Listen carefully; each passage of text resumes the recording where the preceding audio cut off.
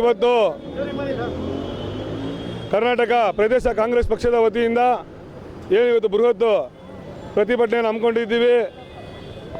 ಈ ಒಂದು ಪ್ರತಿಭಟನೆಯಲ್ಲಿ ಗಾಂಧಿನಗರ ವಿಧಾನಸಭಾ ಕ್ಷೇತ್ರದ ಜನಪ್ರಿಯ ಶಾಸಕರು, ಕರ್ನಾಟಕ ಸರ್ಕಾರದ ಅನ್ನಭಾಗ್ಯ ಯೋಜನೆಯ ರೂವಾರಿಗಳು ಮತ್ತು ಆಹಾರ ಮತ್ತು ಕುಟುಂಬ ಕಲ್ಯಾಣ ಇಲಾಖೆಯ ಸಚಿವರಾದಂಥ ಸನ್ಮಾನ್ಯ ದಿನೇಶ್ ಗುಂಡೂರಾವ್ ಆದೇಶದ ಮೇರೆಗೆ ಇವತ್ತು ನಾವಿಲ್ಲಿ ಪ್ರತಿಭಟನೆ ಕಾರ್ಯಕ್ರಮವನ್ನು ಹಮ್ಮಿಕೊಂಡಿದ್ದೀವಿ.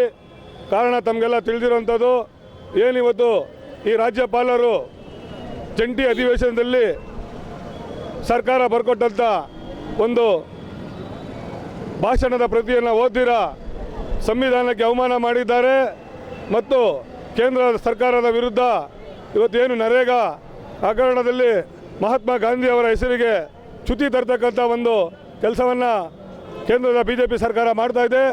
ಇದರ ವಿರುದ್ಧವಾಗಿ ನಾವು ಹೋರಾಟವನ್ನು ಮಾಡ್ತಾ ಇದ್ದೀವಿ.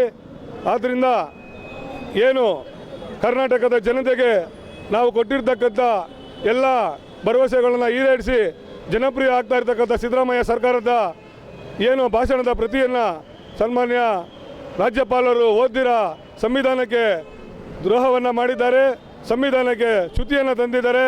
ಇದರ ವಿರುದ್ಧ ನಾವು ಪ್ರತಿಭಟನೆಯನ್ನು ಮಾಡ್ತಾ ಇದ್ದೀವಿ. ಇದು ಕರ್ನಾಟಕದ ಜನತೆ ತಾವೆಲ್ಲರೂ ಮರೆಯಲಾಗದಂಥ ಒಂದು ರಾಜ್ಯಪಾಲರು ಮಾಡ್ತಕ್ಕಂಥ ದ್ರೋಹ ಅಂತ ಈ ಸಂದರ್ಭದಲ್ಲಿ ಹೇಳ್ತಾ ಇದ್ದೀನಿ.